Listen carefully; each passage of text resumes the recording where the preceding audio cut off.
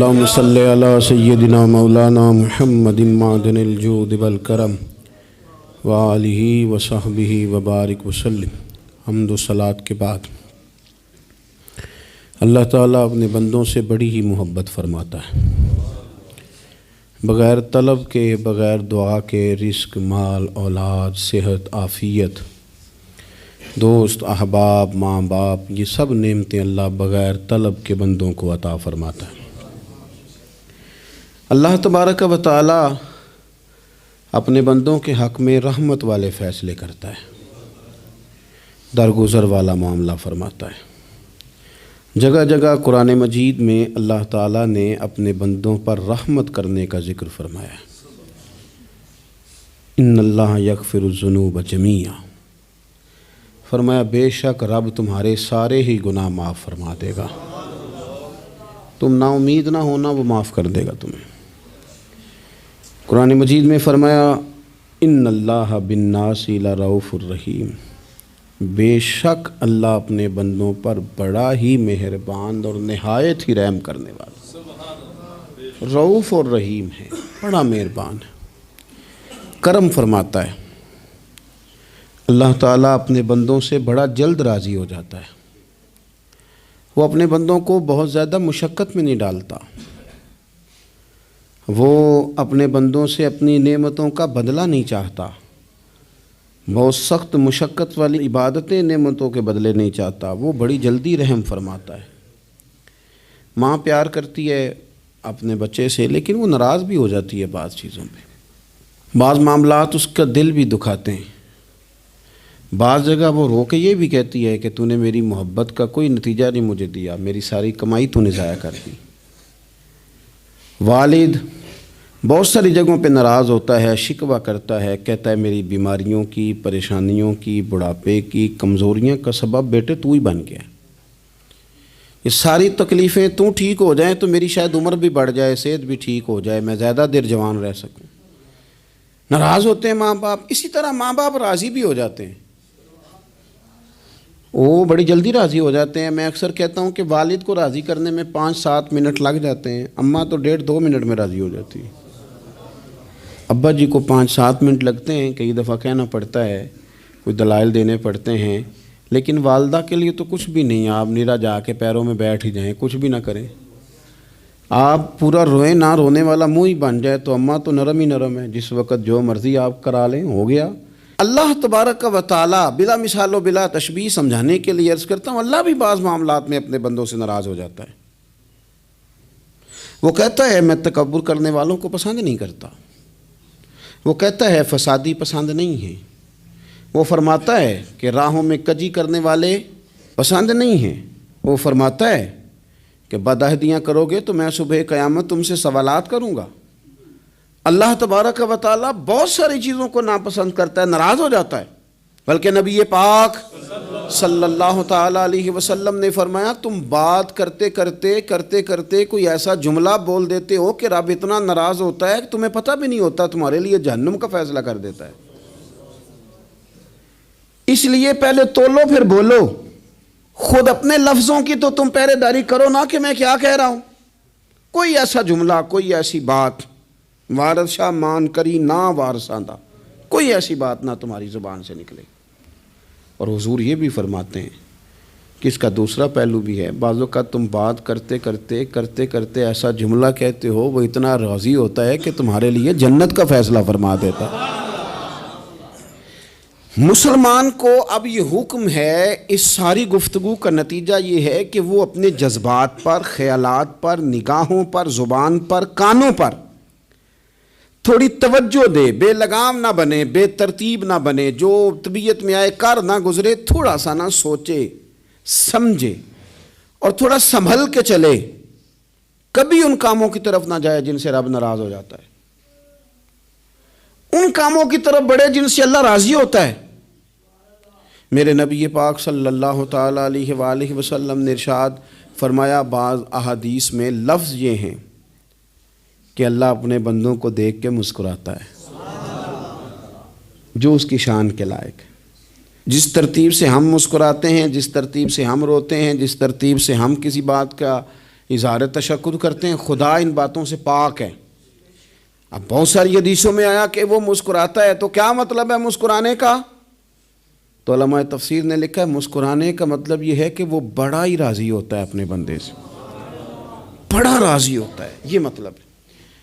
ایک تو مسکرانے کا مطلب یہ کہ وہ بڑا راضی ہو گیا، بڑا راضی ہو گیا، وہ مسکرا دیا اپنے بندے پہ۔ اور ایک اس کا معنی خود نبی پاک صلی اللہ تعالیٰ علیہ وسلم نے بیان فرمایا، مسند امام احمد بن حنبل میں حدیث ہے، حضور سید عالم علیہ السلام سے صحابہ نے پوچھا یا رسول اللہ شہید تو بڑے لوگ ہوتے ہیں، شہیدوں میں افضل کون ہے؟ تو اللہ کے حبیب علیہ السلام فرمانے لگے وہ والا بندہ جو ڈٹ گیا تھا کافروں کے مقابلے میں، وہ ہلا نہیں، پوری طرح ڈٹ کے جو لڑا وہ شہداء میں افضل ہے۔ حضور فرماتے ہیں وہ جنت کے بالا خانوں میں سیر کرے گا اور رب اسے دیکھ کے مسکرائے گا، رب اسے دیکھ کے مسکرائے گا، اللہ تعالیٰ مسکراتا ہے اسے دیکھ کے۔ اور اگلے جملے میں حضور نے وضاحت کر دی، فرمایا جب رب دنیا میں کسی پر مسکراتا ہے نا تو اس کا معنی یہ ہے کہ قیامت میں پھر اللہ اسے حساب کوئی نہیں لے گا۔ جس پر اللہ دنیا میں مسکرا دیا اس سے کوئی حساب، تو وہ کام ڈھونڈنے چاہیے نا جس سے اللہ مسکرائے۔ ویسے کبھی ہم ایسا کرتے ہیں کہ نہیں کہ کسی کو راضی کیا جائے؟ یہ کام ہم کرتے ہیں کہ ہماری کمپنی کا جو سربراہ ہے وہ ہم سے راضی رہے، جس ادارے میں ہم پڑھاتے ہیں اس ادارے کا بڑا ہم سے راضی رہے، یہ کرتے ہیں ہم۔ اس کے لیے کچھ نہ کچھ ہیلے بہانے ہم کرتے ہیں، برادری، قبیلہ، علاقہ، بستی، لوگ کسی طریقے سے ہمارے ساتھ مطمئن رہیں، کرتے ہیں نا یہ سارے کام۔ اس میں تھوڑی مشکل بھی ہمیں آتی ہے لیکن کرتے ہیں، کیا کریں؟ گھر میں بھی کئی دفعہ ایسا ماحول بنانا پڑتا ہے۔ چلیں ایک اور میٹھی مثال دیتے ہیں، زیادہ سمجھ میں آئے گی۔ چھوٹا بچہ خوش رہے، آپ اس کے لیے محنت نہیں کرتے؟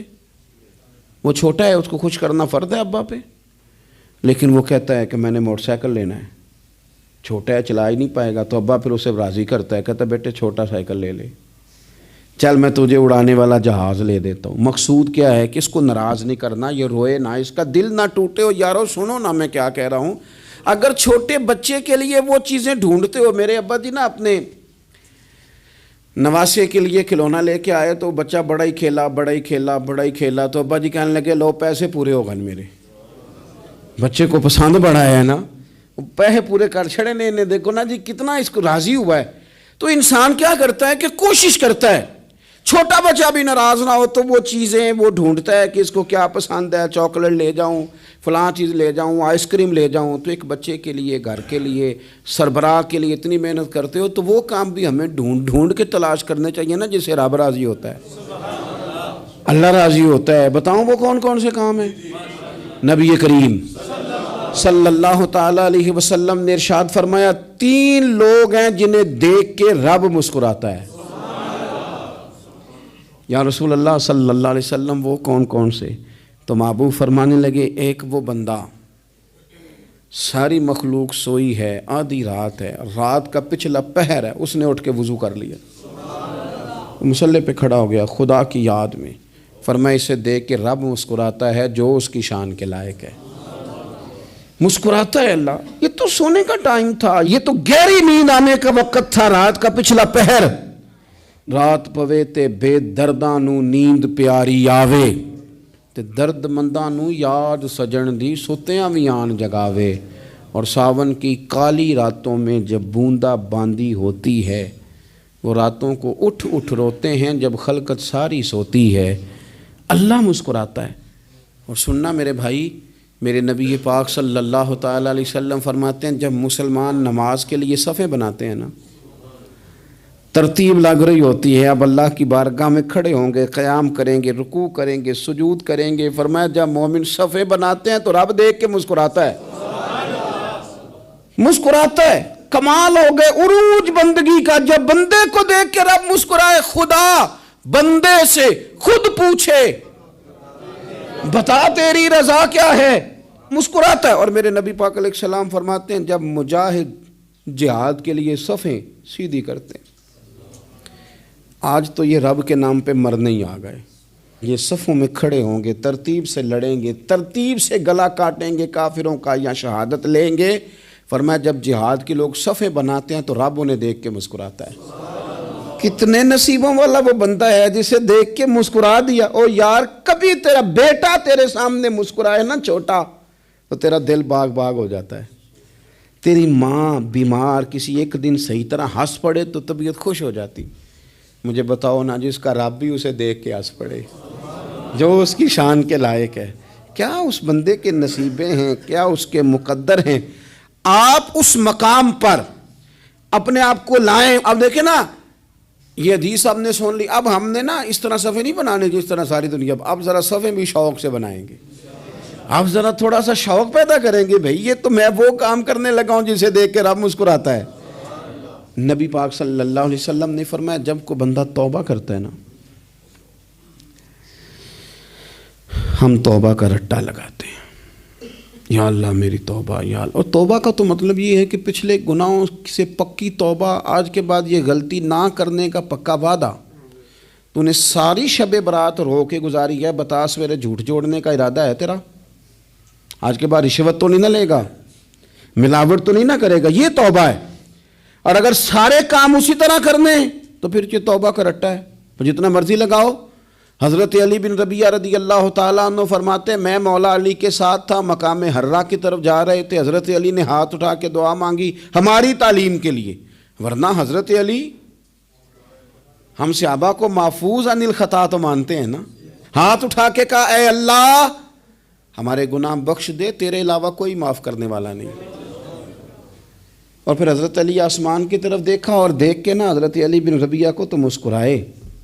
حضرت علی بن ربیعہ کہنے لگے حضور مسکرائے کیوں ہو؟ فرمانے لگے ایک دن میں حضور کے ساتھ اسی طرح آیا تھا، اسی طرح حضور نے دعا فرمائی تھی ہماری تعلیم کے لیے، اور پھر حضور مجھے دیکھ کے مسکرائے تھے اور فرمایا جب کوئی بندہ رب کی بارگاہ میں اس طرح استغفار کرتا ہے تو رب مسکراتا ہے، اور مسکرا کے فرماتا دیکھ لو میرے بندوں کو پتہ ہے کہ میرے علاوہ معاف کرنے والا کوئی نہیں، انہیں پتہ ہے، تم اس کی بارگاہ میں رجوع تو لاؤ، آؤ تو صحیح دو آنسو لے کر۔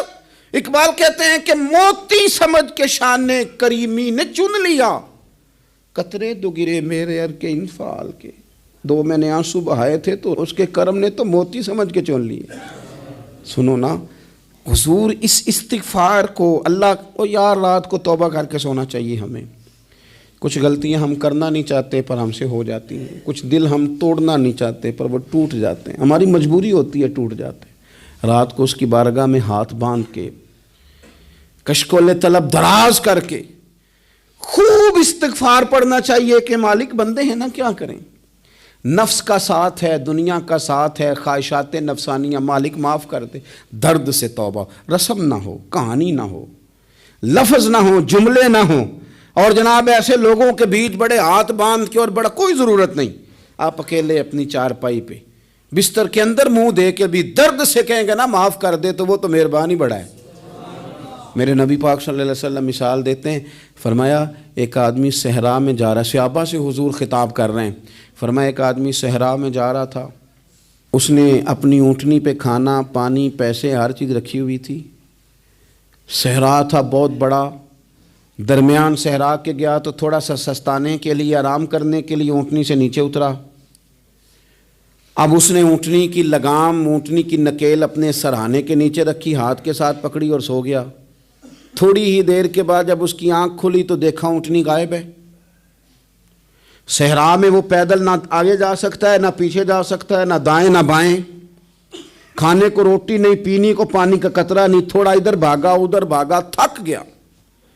کریم محبوب فرماتے ہیں وہ پوری طرح نڈھال ہو گیا اور مایوس ہو گیا، معاذ اللہ، مایوس ہو کے دوبارہ اسی جگہ آ کے لیٹ گیا جہاں پہلے لیٹا تھا، انتظار کرنے لگا کہ اب موت ہی آئے گی، آخری وقت ہے، اب نہ میں پیدل یہ صحرا کراس کر سکتا ہوں، نہ پیچھے جا سکتا ہوں، نہ کھانا ہے نہ پانی ہے، سوائے موت کے کوئی سہارا نہیں۔ حضور فرماتے ہیں وہ رستے میں دوبارہ لیٹ گیا، اچانک اس نے رخ بدلا تو اونٹنی سامنے کھڑی تھی۔ حضور نے صحابہ سے پوچھا بتاؤ نا اسے بھلا کتنی کو خوشی ہوگی؟ یا رسول اللہ جی سے نئی زندگی مل گئی ہے۔ آپ دیکھیں نا سارے ڈاکٹروں نے کہہ دیا کہ اس کے تو گردے معدہ جگر ہر چیز ختم ہے، گھر لے جاؤ خدمت کرو، ہر طرف پریشانی ہے. وہ بندہ بھی سمجھ گیا ہے کہ آخری وقت آ گیا, کل جاؤں پرسوں جاؤں, تیاری ہو گئی, سب لوگ آ گئے, باہر والے بھی آ گئے, یہ ماحول ایک عجیب رنگ اختیار کر گیا. اچانک ایک ڈاکٹر نے آ کے کہا نہیں نہیں غلطی لگ گئی تھی. مجھے بتائیے انداز کیا ہوتا ہے؟ بغیر دوائی کے بندہ اٹھ کے کھڑا نہیں ہو جاتا. او میں تو بچ گیا ہوں. نبی پاک صلی اللہ علیہ وسلم فرمانے لگے اس کی اونٹنی مل گئی. بتاؤ بھلا اسے کتنی خوشی ہوگی. یا رسول اللہ وہ تو دوبارہ دنیا میں آ گیا. حضور فرمانے لگے اسے کچھ بھی خوشی نہیں ہوئی. جب کوئی رب کا گناہگار بندہ آ کے توبہ کرتا ہے, رب کو اس سے کئی گنا زیادہ خوشی ہوتی ہے. میرا بندہ آ گیا ہے, میرا بندہ آ گیا ہے, میرے گھر آ گیا. اس نے آنسو بہائے ہیں. اس نے کہا اللہ میں تیرا ہی ہوں, تیرا ہی رزق کھاتا ہوں, تیری ہی زمین پہ رہتا ہوں, تیرے نام سے میری سانسیں چلتی ہیں. وہ آ گیا. فرمایا اس اونٹنی والے سے زیادہ رب کو خوشی ہوتی ہے جب گناہگار آ کے توبہ کرتا ہے. گناہگاروں کے آنسو اس کی بارگاہ میں بڑے مقبول ہیں. لیکن ہم رسم ادا کرتے ہیں, توبہ نہیں کرتے. ہم اپنے آپ کے ساتھ دھوکہ کرتے ہیں, جھوٹ بولتے ہیں. ہم بندہ کوئی ناراض ہو جائے تو ہمیں کو نہیں نیند آتی, اس کے گھر چلے جاتے ہیں. ہم اپنے سارے رشتوں کو, تعلقات کو مینٹین کر کے رکھنے کے عادی ہیں. ہمیں پتہ ہے کہ وہاں میں نہیں جا سکا تو بیٹا بھیجتا ہوں, فلاں شادی پہ میں نہیں جا سکا تو بھتیجا بھیجتا ہوں, بھائی بھیجتا ہوں. ہر تعلق کا ہم نے خیال رکھا کوئی روٹھ نہ جائے. لیکن کمال ہے نا, یہ نہیں سوچا کہ اگر رب روٹھ گیا تو, جب وہ روٹھ جائے نا تو سارے رشتے بھی بندے کے پاس موجود ہوں تو کوئی کارآمد نہیں ہوتا. پھر کروڑوں روپیہ جیب میں ہوں تو ڈاکٹروں کی دوائیاں اثر نہیں کرتی. وہ روٹھ جائے تو پھر انسان اس طرح سے پھسلتا ہے کہ بڑے بڑے اس کے پاس دروازے ہوتے ہیں پر کسی جگہ اس کا ہاتھ نہیں لگتا. خدا را خیال کریں, دنیا روٹتی ہے تو روٹھ جائے, رب رسول ناراض نہ ہونے پائیں, اس کا خیال کریں. حضور فرماتے ہیں وہ مسکراتا ہے, اسے خوشی ہوتی ہے جب کوئی اس کا بندہ اس کی طرف رجوع کرتا ہے. میرے عزیزو, رسول پاک صلی اللہ تعالیٰ علیہ وسلم نے ان لوگوں کے تذکرے کیے جنہیں دیکھ کے رب مسکراتا ہے. ہم نا گناہگاروں پر بھی فتویٰ دینے میں جلدی کرتے ہیں اور نیکی پر بشارت دینے میں بھی جلدی کرتے ہیں, حالانکہ یہ ہماری ذمہ داری نہیں. پتہ نہیں اللہ تعالیٰ کس کو کب توفیق توبہ دے کے اپنے قریب کر لے, لیکن بڑی جلدی ہے, بڑی جلدی فتویٰ دینے میں. اور یہ فتویٰ اب صرف مفتیوں کا نہیں رہ گیا, یہ میری طرح کے, آپ کی طرح کے ڈھیروں لوگ ہیں جنہوں نے جیبوں میں فتوے ڈالے ہوئے. بھئی آپ نے کیوں ذمہ داری لے لی ہے جنت میں داخل کرنے کی اور نکالنے کی؟ یہ تو میرے رب کریم کا کرم ہے, وہ جس کو چاہے جب چاہے جتنا چاہے عطا کرے. لیکن کچھ لوگ نا بڑے پکے ہو گئے ہیں کہ شاید جو میں سوچ رہا ہوں وہی درست ہے. کبھی کبھی کچھ چیزیں عجیب بھی ہوتی ہیں, لہذا خدا کی رحمت پر بھروسہ کر کے بات کرنی چاہیے. اپنی مرضی کے فتوے نہیں داغنے چاہیے. وہ دیکھو جی فلانا بندہ یوں کر رہا ہے, آپ کو پتہ ہی نہیں پوری بات کا, آپ کو علم ہی نہیں پوری بات کا. حضرت بہاءاللہ نقشبند بخاری رحمۃ اللہ علیہ فرماتے ہیں میں حج کرنے گیا تو وہاں میں نے ایک آدمی کو کروڑوں کا کاروبار کرتے دیکھا تو میرے دل میں خیال ہے یہاں بھی اللہ اللہ کرنی چاہیے تھی, دنیا داری کر رہا ہے. لیکن فرماتے ہیں حج سے فارغ ہوئے تو میں نے دیکھا وہی بندہ سارا کچھ رب کی بارگاہ میں خیرات کر رہا ہے اور سینکڑوں غریب حاجی ہیں جن کو پورے خرچے دے رہا ہے. تو میں نے وہی اپنی سوچ سے توبہ کی کہ میں کہاں تھا. بڑی جلدی کھڑے نہ ہو جائیں. حضرت حسن بصری رحمۃ اللہ تعالیٰ علیہ ارشاد فرماتے ہیں کہ میں دریا کے کنارے گیا تو وہاں میں نے ایک شخص کو دیکھا, وہ اپنی ایک خاتون کی گود میں سر رکھ کے بیٹھا اور قریب ایک بوتل بھی پڑی ہے. تو میرے دل میں معاذ اللہ خیال آیا کہ دیکھو کس انداز میں ایک عورت کے ساتھ یہ ہے اور پاس بوتل بھی پڑی ہے, جانے شراب ہے. کہتے میں سوچ ہی رہا تھا کہ اچانک ایک کشتی آ رہی تھی دریا میں, وہ ہج کو لے کھائے, کشتی میں 4-5 لوگ تھے, وہ دریا میں ڈوبنے لگے. وہ آدمی تیزی سے اٹھا, دریا میں چھلانگ لگائی, پہلے ایک کو نکالا, پھر دوسرا نکالا, پھر تیسرا نکالا. ایک بندہ رہ گیا, کہنے لگا حضور مجھے تو آپ نے گناہگار سمجھا ہے, میں تو بڑے غلط انداز میں یہاں بیٹھا ہوں, آپ نے جو سوچا چلیں یہ چوتھا بندہ آپ نکالنا ہے, کرے نا یہ کام, کرے نا یہ کام. بڑے بھولے بھالے بڑے اللہ والے, ریاض آپ کو بس ہم ہی جانتے ہیں. اتنی جلدی فتویٰ. حضرت حسن بصری فرماتے ہیں میں پشیمان ہوا, میں نے کہا مجھے تیرنا نہیں آتا، تو دیر نہ کر، چوتھا ڈوب نہ جائے۔ کرتے اس نے چھلانگ لگائی، چوتھا بھی نکال لایا اور کہنے لگا حضرت آپ نے جلدی کی سوچنے میں، یہ بی بی میری ماں ہے اور یہ سرکے کی بوتل ہے۔ ہم ماں بیٹے کا یہ مشغلہ ہے کہ یہ وہ جگہ ہے جہاں آ کے لوگ مسافر اترتے ہیں، اور یہاں سے کسی کا گھر 100 میل ہے، کسی کا 200 میل ہے، ہم صبح سرکہ کھجوریں روٹیاں لے کے یہاں آتے ہیں، مسافروں کی نوکری کرتے ہیں، کوئی پریشان ہو تو مدد کرتے ہیں۔ حضرت خواجہ حسن بصری فرماتے ہیں میں نے معافی مانگی، ان سے بھی مانگی، رب سے بھی مانگی، انہوں نے مانگ لی نا بزرگ تھے، پر ہم کو نہیں تیار مانگنے کو۔ ہم ہر وقت بدگمانیاں، وہ فلانا فلانے جرم کرتا تھا، میں اسے اب کیسے نیک مان لوں؟ بھئی اب وہ نمازی ہے، خدا کے گھر آتا جاتا ہے، اب اللہ کی بارگاہ میں حاضر ہوتا ہے، جب رب نے معاف کر دیا تو بھی سوچ بدل جا۔ سنیں حضور کیا فرماتے ہیں، نبی پاک صاحب الاخلاق صلی اللہ تعالی علیہ وسلم فرماتے ہیں، مسند امام احمد بن حنبل دیکھیے، فرمایا رب اس وقت بڑا ہی مسکرائے گا جب قاتل بھی جنت میں جائے گا، مقتول بھی جنت میں جائے گا۔ یا رسول اللہ مقتول تو گیا، یہ قاتل کیسے چلا گیا؟ حضور فرماتے ہیں جائے گا، اور جائے گا اور رب مسکرائے گا، جو اس کی شان کے لائق ہے۔ یا رسول اللہ کس طرح؟ تو نبی پاک صلی اللہ علیہ وسلم فرمانے لگے اس نے ایک مومن کو قتل کیا تھا، وہ شہید ہو کے جنت میں چلا گیا، اب اللہ نے بعد میں اسے توبہ کی توفیق دے دی۔ پہلے اس نے کلمہ پڑھا، پھر یہ میدان میں اترا، کافروں سے لڑا، یہ شہید ہوا، رب نے اسے بھی جنت دے دی۔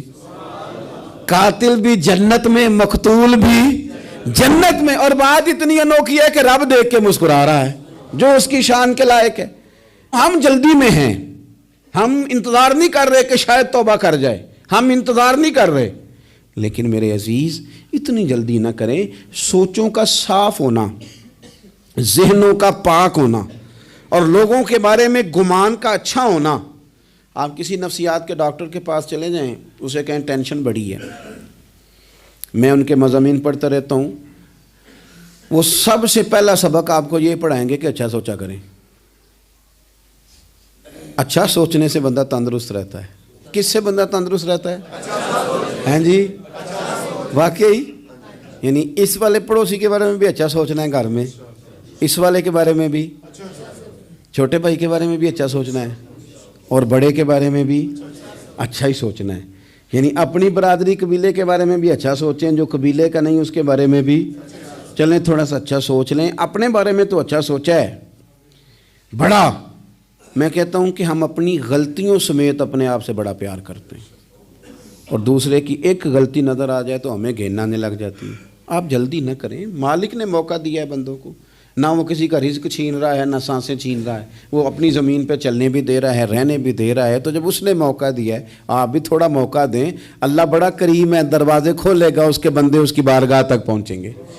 بدگمانیاں اور پھر بدگمانیوں کا عروج، اور اس لیول تک جا کے بات کر دینا کا جہاں سے خوف آئے کہ یار یہ بات نہیں کرنی چاہیے تھی۔ رسول کائنات سرور دو عالم صلی اللہ تعالی علیہ وسلم فرماتے ہیں کہ اللہ مسکراتا ہے۔ دیکھو ہمارے ہاں نا ایک اور بھی مسئلہ بن گیا ہے، میں نے کچھ لوگوں کو نا پکا، میرے پیارے ہیں، محبت ہے مجھے، تو میں چونکہ آپ میری کلاس ہیں، میں مشاہداتی اور تجرباتی باتیں بھی کر لیتا ہوں، اسی کی روشنی میں کئی دفعہ گفتگو بھی تیار کرتا ہوں۔ کچھ لوگوں نے نا پکا ذہن بنا لیا یہ کہنے کا کہ ہاتھ بڑا تنگ ہے، پکا، آپ جس وقت پوچھ لیں ان کا ہاتھ اور بڑا ہی زیادہ تنگ ہے۔ آپ یقین کریں، بہن کا جو خامند ہے وہ کہہ رہا ہے جا حصہ لے کے آ، تیرے بھائیوں کی کمائی تو نہیں، تیرے ابا کی ہے، لے کے آ۔ وہ بیچاری اس کی منتیں کر رہی ہے، کہتی ہے اگر جاؤں گی نا تو وہ کہیں گے حصہ لے جا، آج کے بعد ہمارے گھر نہ آنا، میرا دروازہ نہ بند کرو، مہربانی کرو۔ اور بھائی سے بات کرتی ہے تو کہتا ہے ہاتھ ہی بڑا تنگ ہے، جب ٹھیک ہوگا تو دے دوں گا۔